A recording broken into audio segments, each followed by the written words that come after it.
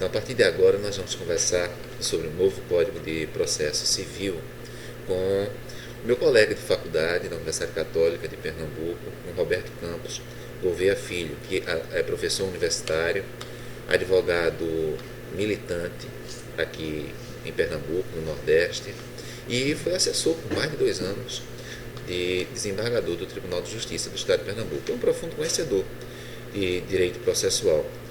E aí, Roberto, com relação à origem do novo Código de Processo Civil, como foi que ele foi articulado, pensado em substituição do Código atual? Primeiro, eu gostaria de agradecer o convite imensamente, é uma honra estar aqui, poder debater com o Dr. Eliorente, que foi meu professor no mestrado, enfim, desde a época da graduação a gente tem um convívio, profundo conhecedor do direito processual. E a minha visão sobre a gestação desse código que acaba de nascer, ela é uma visão muito particular, porque eu me lembro muito bem, eu estava em São Paulo em 2008, na USP, num encontro, a época era Encontro dos Jovens Processualistas, capitaneado, coordenado pela professora Teresa Vamber e pelo professor da USP, salvo me engano, o professor Carlos Alberto Carmona. Agora, precisamente, não vou saber, tinha um professor da USP que era o coordenador, e vários processualistas do Brasil todo, a sua maioria jovens. Enfim, o convite que me foi feito foi pelo professor Fred Dier, que foi um dos coordenadores. E uma das resoluções que foi aprovada é que não havia necessidade de um novo código, em 2008, em novembro de 2008. Não havia necessidade, foi uma coisa quase unânime. Algo assim. bem recente. Era algo assim, nem se discute. Nem se discute se for para fazer uma mudança no código, que já foi tão mudado, né? Lembrando que as reformas começaram com toda a força em 94, depois 95, 96, 98, 2002, 2005, 2006, principalmente com a parte da execução. E nem se tocava no ponto, até em termos de mudar, seriam mudanças só bastante superficiais para arrumar um pouco o texto que estava desorganizado. Mas um novo código, isso era impensável naquele momento. Num centro jurídico do Brasil reconhecido, que é a Faculdade de Direito do Largo São Francisco. Quando foi exatamente um ano depois, em 2009, surge uma notícia do nada, que tinha sido instalada uma comissão para elaborar um anteprojeto já para o Senado, presidida pelo ministro Luiz Fux, à época ministro do STJ, e capitaneada no âmbito político pelo senador José Sarney, que era o presidente do Senado à época. E aí a comissão já veio e já vieram com as propostas, assim, umas ideias soltas do tipo diminuir drasticamente a quantidade de recursos, acabar com os procedimentos especiais, acabar com o processo cautelar, estimular a cooperação processual, enfim. E aí pegou muitos de surpresa. Eu sei porque um ano antes tinha se discutido em São Paulo, ninguém falava disso, e foi de uma hora para outra uma comissão presidida pelo ministro Fux, composta pela professora Teresa Vamber, pelo professor José Roberto dos Santos Bedac da USP, pelo professor Humberto Teodoro Júnior, mineiro, pelo professor Adroaldo Facultado Fabrício, do Rio Grande do Sul, e pelo Bruno Dantas, que ele era, à época, consultor-geral do Senado, hoje ele é ministro do TCU. E foi orientando a professora Teresa Vamber, e tinha uma ligação muito forte com o senador José Sarney. O atual presidente da OAB, Marcos Vinícius Gonçalves, Que está cogitado, parece, para o Supremo, né? Ele também participou ativamente dessa comissão original e pegou muitos de surpresa. Eu confesso que, à época, a recepção foi assim, não é nem contra nem a favor. Espera aí, vamos parar, porque isso não estava nos planos. 2009. Final de 2009. Quando vem o início de 2010, sai o anteprojeto. Ainda meio mal arrumado, tal, vem o anteprojeto. E começa a tramitar no Senado. A comissão formada não tinha um nordestino. Um norte-nordestino. Né? Era basicamente Sudeste e o Sul. E, além da questão da representação política, que o Norte-Nordeste é muito forte, tem a própria questão da tradição jurídica, né? Basta lembrar a Faculdade de Direito do Recife, que é a mais antiga, o mais antigo centro jurídico do Brasil. Inúmeros processualistas, né? Somora Rocha, enfim, Paula Batista, mais do que reconhecido. E naquele momento não tinha. E no Senado tramitou rápido. A tramitação no Senado não demorou na primeira vez. Foi coisa assim de meses. Certo. E eles fizeram algumas audiências, na época eu estava no Tribunal de Justiça, eu me lembro, eles fizeram algumas audiências pelo Brasil, enfim. O ministro Fux veio aqui. Na época o desembargador Frederico Neves, ele estava, atual presidente do Tribunal de Justiça, ele estava dirigindo a Escola de Magistratura e fez um seminário com o ministro Fux. E a tramitação foi rápida.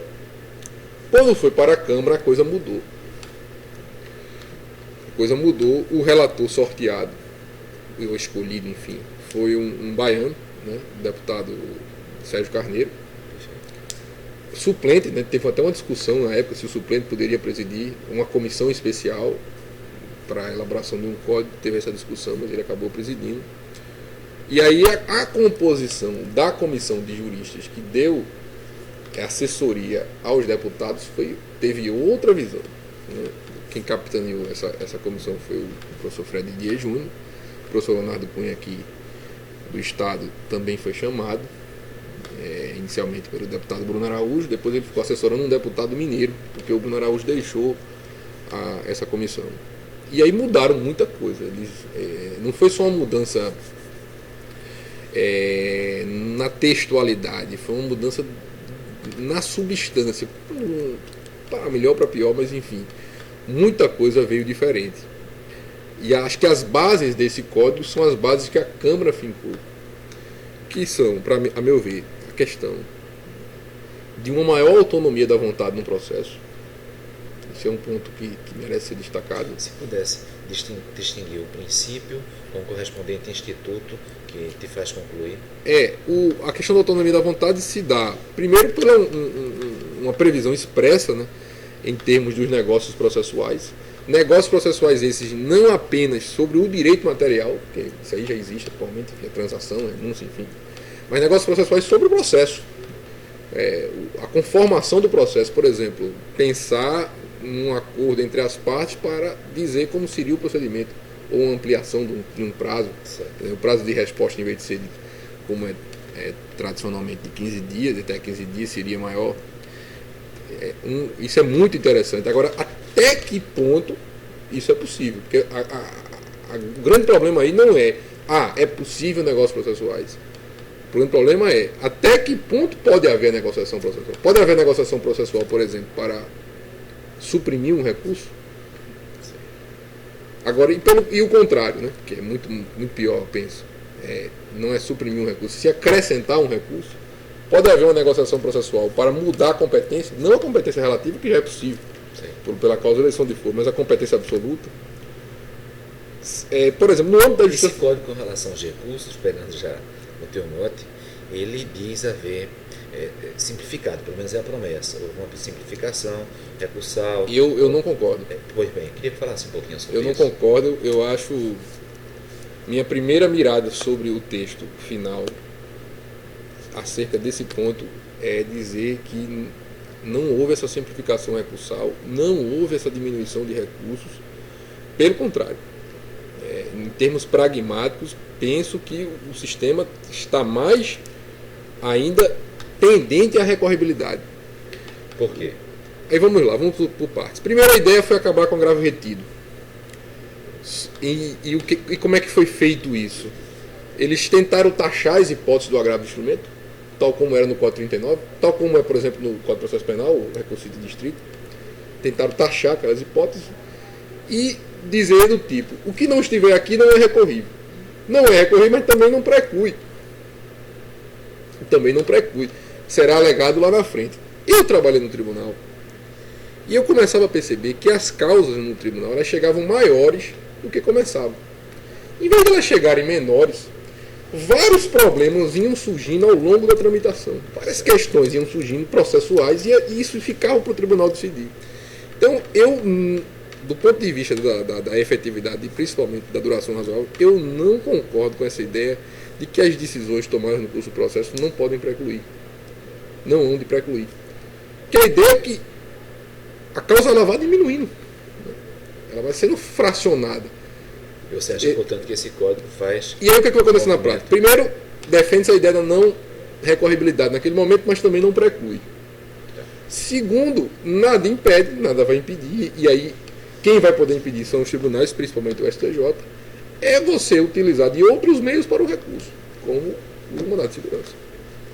Substituindo. Porque uma coisa é você dizer assim, essa decisão não é mais recorrível pelo recurso tal, Eu te pergunto o seguinte, e aí só sobra o recurso especial para o STJ. Aí não cabe o mandado de segurança. Mas se eu digo que a decisão é irrecorrível, e eu tenho uma lei, que é a lei do mandado de segurança, bastante precisa nesse aspecto, dizendo em que hipótese não cabe o mandado de segurança contra o ato judicial, que é o artigo 5º da lei de 2016-2009, na prática, os advogados eles vão tentar criar esse artifício de... Bem, o Código de 73, embora naquele momento, ditadura militar, ele sofreu alterações antes de entrar em vigor. Veio a lei e antes de essa lei entrar em vigor sofreu grandes modificações. Nós estamos agora em um regime democrático. A lei surgiu. Há muitas críticas em relação a ela. O que você pensa? Será que é possível também, nesse período de vacatio legis, mudanças importantes ocorrerem no texto? Ou isso não... Eu acho difícil. Você está me perguntando assim, do ponto de vista político, eu acho difícil. Tudo é possível, mas eu acho difícil. Agora, o que tem que ser feito, talvez nesse período inicial, e aí eu falo, a comunidade jurídica como um todo, e não só a doutrina. Porque é uma coisa interessante, o senhor que é tributarista pode me referendar nisso. Quando se pensa em fazer uma reforma tributária no Brasil, não se fala só nos tributaristas, né? Participa ativamente os economistas, cientistas políticos, sociólogos, enfim. E os tributaristas, eles entram para dar a questão da constitucionalidade, né? Isso é possível, do ponto de vista constitucional não é possível, não do ponto de vista econômico. Certo. Uma reforma de processo ela é feita eminentemente, basicamente, por professores de processo. E a comunidade jurídica como um todo, e extrajurídica, quase não tem. É a minha visão da coisa, pode ser que eu esteja errado. Quase não tem participação. Por exemplo, eu acho que a magistratura brasileira teve uma participação muito pequena nessa tramitação. Por mais que alguns órgãos de representação, como a AMB principalmente, tenham tentado, né, influenciar... certas tensões entre a AMB e a OAB. Claro. Você poderia falar um pouco também sobre isso? Eu não conheço a fundo a razão dessas tensões, mas eu acho que a OAB ela sempre se destacou na tramitação, até pela presença do nosso atual presidente, o Marcos Vinícius, desde o início, e muita coisa que ali está é nítida influência da OAB. Não estou dizendo que isso é ruim, não estou fazendo esse juízo de valor. Por exemplo, a questão dos honorários recursais, a questão dos honorários para os procuradores públicos. Um dos vetos, inclusive, não foi? Não, esse não acabou, a conversão da ação... 333, o artigo 333. A conversão da ação coletiva em ação individual. Esse aí, francamente, é uma pressão da OAB. A impossibilidade, no canto, querer dizer no Brasil que a OAB não tem influência num certo tolimento das ações coletivas, não dá às ações coletivas o real tratamento que elas devem ter, por exemplo, como tem nos Estados Unidos. Isso é importante, eu queria que a gente falasse um pouco. Dizer que a OAB não tem influência nisso é querer tapar o sol com a peneira, é querer ignorar toda uma realidade. É óbvio que existe uma gama grande de advogados. Explica um pouquinho para quem não conhece o processo, o que uma ação coletiva poderia fazer em termos de redução de ações individuais. A ideia é que uma ação coletiva resolva um mesmo problemas que se repetem de uma única vez. Por exemplo, vamos supor aqui, compradores do Fiat Uno tal, aí aquela série apresentou um defeito de fabricação, uma ação coletiva para todos os compradores, movida, por exemplo, pelo Ministério Público ou por uma associação, criaria uma tese jurídica e dizia, não, quem comprou o Fiat Uno tal daquela série faz direito, faz jus a um recall e coisas do tipo. Você, como advogado militante, considera que se nós dessemos no Brasil uma extensão maior para as ações coletivas, isso poderia reduzir um pouco o acervo processual? Eu não tenho dúvidas disso. Muita coisa nós já temos de coletivização ao longo do processo. Por exemplo, os recursos especiais repetitivos.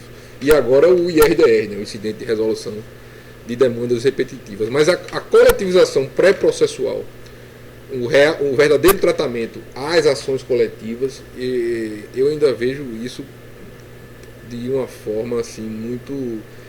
eu acho que o sistema ainda é muito tímido Perfeito. Ele poderia ser muito melhor aprimorado. Esse é um exemplo, a conversão das ações individuais em coletivos que foi vetado. O veto pode cair, enfim. O governo passou por um período de, digamos, instabilidade política.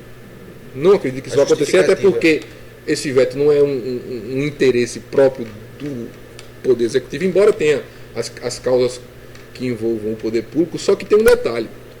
O dispositivo, ele deixava claro que isso não poderia ser aplicado para as ações que versassem sobre direitos individuais homogêneos, como, por exemplo, seriam boa parte das causas tributárias no Brasil.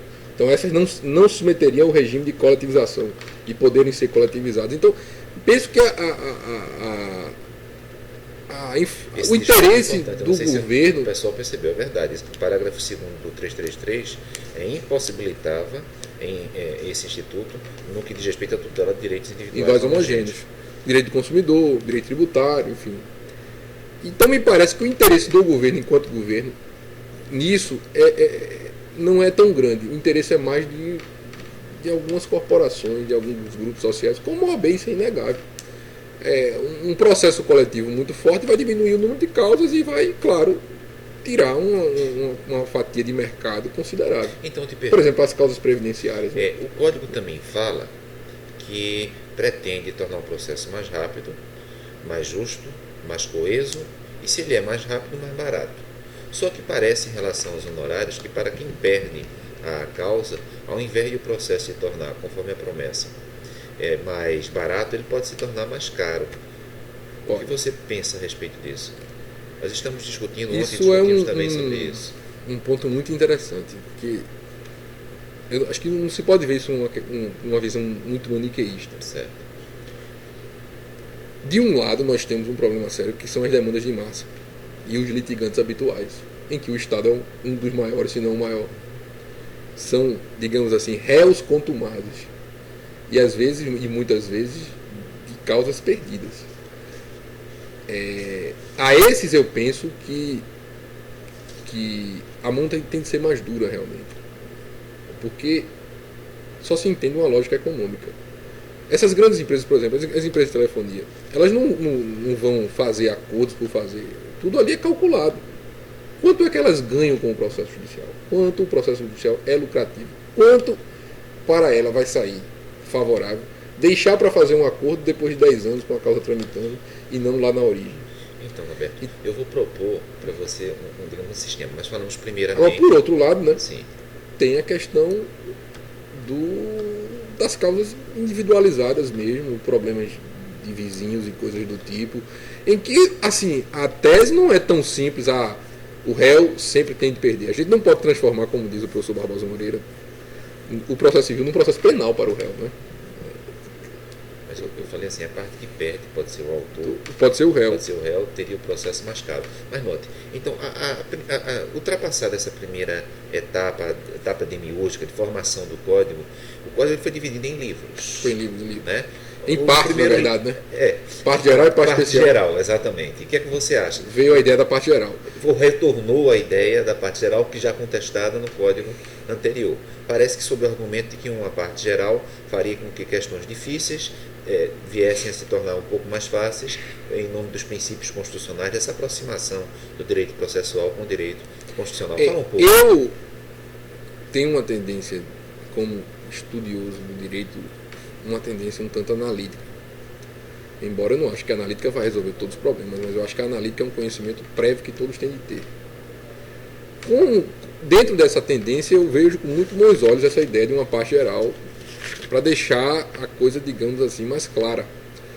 Está na parte geral o que realmente é aplicável, em tese, a todos os momentos processuais. Por exemplo, a questão da competência, a questão da representação processual, a questão das intervenções de terceiro, a questão dos atos processuais.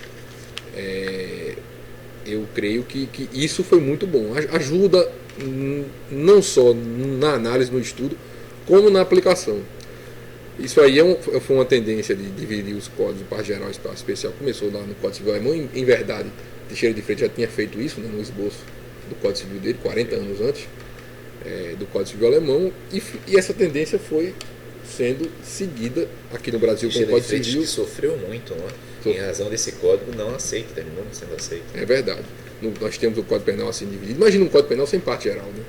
Eu não consigo conceber isso, né? Se essa preocupação é uma parte geral exatamente para isso, eu te pergunto, na exposição de motivos, o Código diz que o funcionamento está acima da técnica, diz que não cultivou a obsessão em elaborar uma obra magistral como o Código anterior. Eu acho isso uma expressão um tanto retórica. Eu não vejo como uma técnica bem apurada possa ser um óbice. Não podemos confundir a técnica com o tecnicismo, mas melhor estruturar a coisa, penso que nunca vai ser um óbice para a efetividade. Porque parece até que a parte geral teria essa finalidade. A finalidade da parte geral é essa, deixar claro que isso aqui são institutos aplicáveis a qualquer momento do processo. É bom não confundir parte geral com teoria geral, né? A teoria geral é uma metalinguagem, é uma ciência que estuda algo, os conceitos, digamos assim, aplicáveis aos ramos jurídicos. A parte geral é direito positivo. Perfeito. É um direito positivo que estou dizendo aqui, ó. Isso aqui, o processo se divide em fase de conhecimento, fase de execução, em recurso, porque agora o recurso é um título, um livro próprio, o recurso, né? Atualmente, recurso é dado no livro do processo de conhecimento. Mas agora tem um livro próprio para os recursos. E o livro para os processos nos tribunais, essa parte? Que é processo dos tribunais incluindo os recursos, né? Foi bem lembrado. Não é, o título do livro não é só recurso, é do processo nos tribunais. Eu acho isso muito bom. Dessa parte sistemática, a divisão do código, tudo está muito bem feito. Claro, tem problemas. Sempre vai ter, numa obra desse tamanho, problemas sempre vão ser encontrados, mas está bem feito, está bem acabado.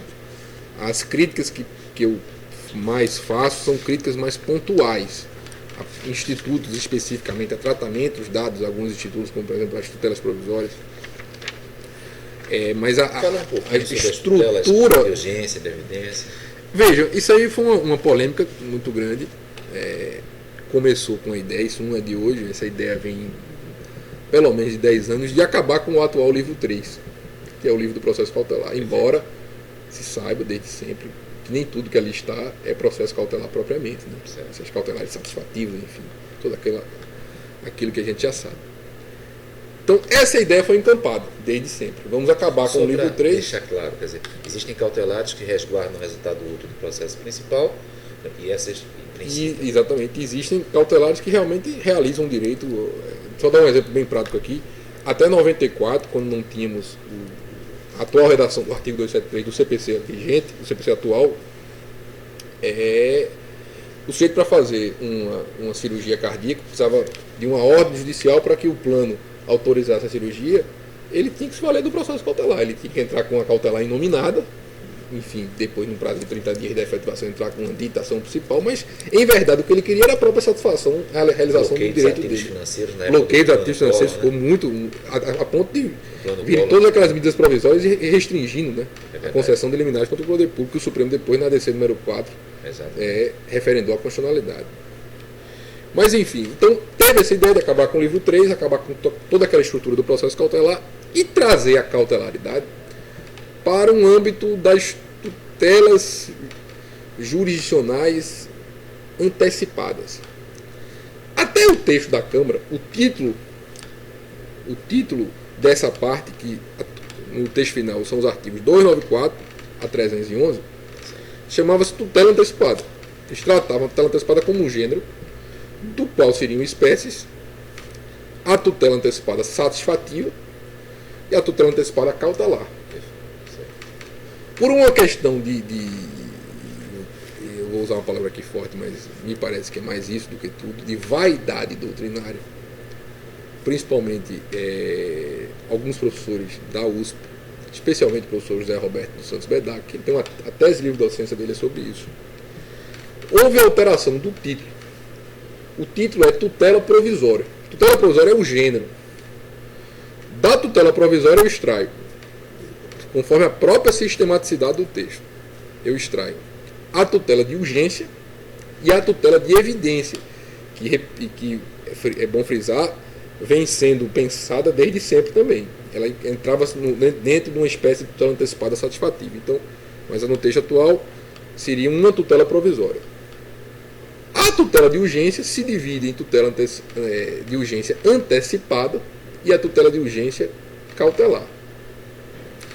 Em termos práticos, eu vou dizer, uma coisa não impede a outra, a mudança de nomenclatura é o que menos importa. Se você me perguntar, do ponto de vista analítico, você for escrever um artigo sobre isso, e estou até escrevendo, inclusive, você concorda com essa nomenclatura? Não, eu não concordo, porque eu acho que tem uma questão aí, a palavra ela deve ser bem empregada. Qual é o sentido natural do termo antecipar? Antecipar é trazer algo que era para vir depois para cá, para agora. Aquilo que viria depois vem logo. O que eu posso trazer aquilo que viria depois para logo? Tudo, qualquer tipo de tutela pode ser antecipada. Se nós pensarmos bem, desde 73, nós temos no artigo 804 do CPC vigente uma regra de antecipação da tutela cautelar, que é aquela liminar do artigo 804. Existe um processo para as ações cautelares, por exemplo, a cautelar fiscal. Certo. Submete aquele processo e tem a possibilidade, conforme o artigo 804, de o juiz antecipar a tutela cautelar.